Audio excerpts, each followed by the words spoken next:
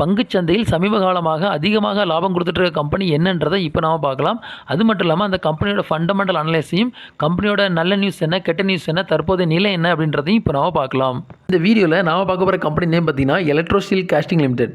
இந்த கம்பெனி பார்த்தீங்கன்னா இந்த ஒரு வருஷத்தில் மட்டும் ₹60 226 வரைக்கும் போயிருக்காங்க.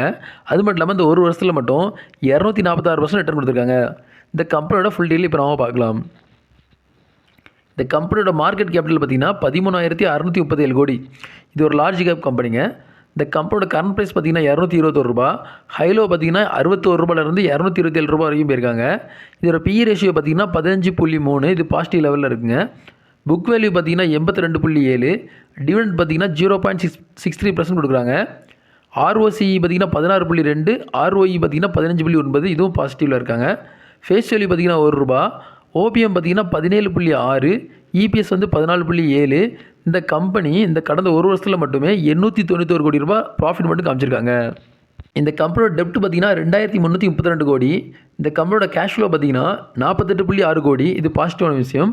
இந்த கம்பெனி கடந்த லாஸ்ட் குவார்ட்டரில் பார்த்தீங்கன்னா ₹226 கோடி ப்ராஃபிட் காமிச்சிருக்காங்க. அப்புறம் இந்த ஹோல்டிங்கை பொறுத்த வரைக்கும் இந்த கம்பெனி பார்த்தீங்கன்னா 46.2% வச்சுருக்காங்க.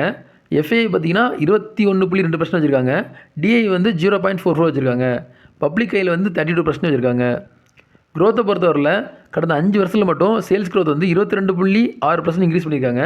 ப்ராஃபிட் க்ரோத் வந்து பார்த்திங்கன்னா கடந்த 5 வருஷத்தில் 32.8% இன்க்ரீஸ் பண்ணியிருக்காங்க. இந்த கம்பெனியோட பாசிட்டிவ் நியூஸ் என்னென்னா, இந்த கம்பெனி கடந்த 5 வருஷத்தில் பார்த்திங்கன்னா 32.8% வந்து சிஏஜிஆர் வந்து இன்க்ரீஸ் பண்ணியிருக்காங்க. அதேமாதிரி கம்பெனியோட நெகட்டிவ் நியூஸ் என்னன்னா, கடந்த 3 வருஷத்தில் மைனஸில் வந்து கிட்டத்தட்ட 9.07% வந்து ப்ரொமோட்டர் ஹோல்டிங்கை குறைச்சிருக்காங்க.